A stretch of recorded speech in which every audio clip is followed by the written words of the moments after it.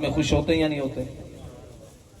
بمشکل ہمیں 2 سے 3 گھنٹے نیند آتی ہے کہ صبح عید ہے، خوشی کا دن ہے، اس امت کے لیے اللہ کی بارگاہ سے عیدی ملنے کا دن ہے۔ اور ایسے ہی حدیث پاک میں ہے کہ اللہ تعالیٰ جتنا بندے ماہ رمضان میں معاف کرتا ہے ان سب کے برابر عید کے دن والے معاف کر دیتا ہے۔ تو اللہ کی بارگاہ سے بخشش کی عیدی ملتی ہے۔ شیخ عبدالحق محدث دہلوی فرماتے ہیں اللہ اس بندے پہ بھی کرم کرے، اس بندے پہ رحمت کرے جس بندے نے حضور کے میلاد کی راتوں کو عید کی طرح منایا، خوشی کرے، مسرت کرے، فرحت کرے۔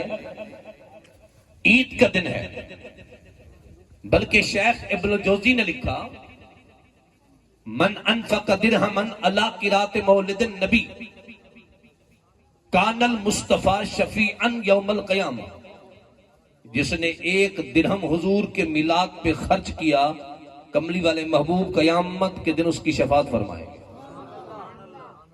شیخ ابن الجوزی، علامہ ابن حجر عسقلانی، علامہ ابن حجر مکی، بلکہ عبد الرحمن ابن جوزی نے کمال کی بات لکھی۔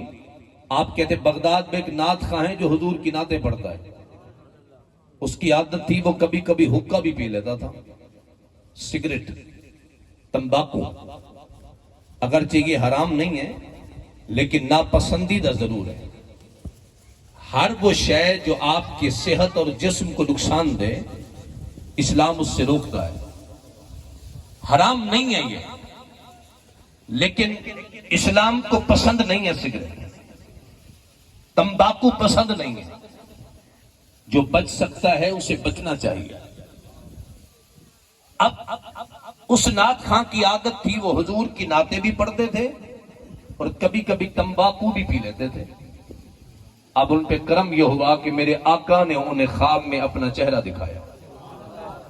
اب الفاظ سنیں، فرمایا اذا قرأت المولد فاحضروا، جب تو میرا میلاد میں میری نعت پڑھتا ہے میں محمد متوجہ ہوتا ہوں،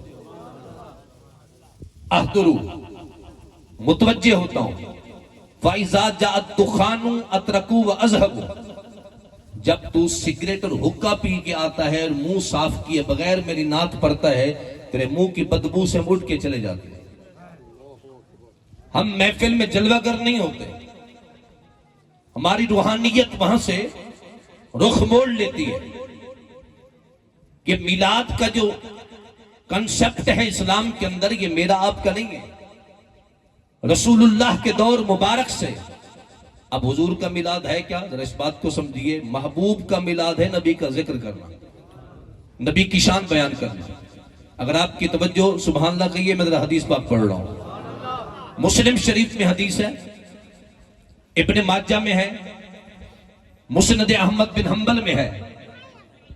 غلام صحابہ کرام مسجد نبوی کے صحن پہ بیٹھے ہیں، باتیں ہو رہی ہیں، اچانک رسول اللہ تشریف لے آئے۔ آپ نے آتے ہی سوال کیا ما اجلسکم، صحابہ کیوں بیٹھے ہو؟ اج کی جلسنا نحمدہ ونذکرہ ونشکرہ علی ما ہدانا لدیننا ومننا علینا بکا، اللہ کی حمد کر رہے ہیں کس بات پر؟ اسلام کے ملنے پر، اور آپ کے صدقے جو خدا نے ہم پہ کرم کیا ہے اس آپ کے کرم پہ ہم رب کا شکر ادا کر رہے ہیں۔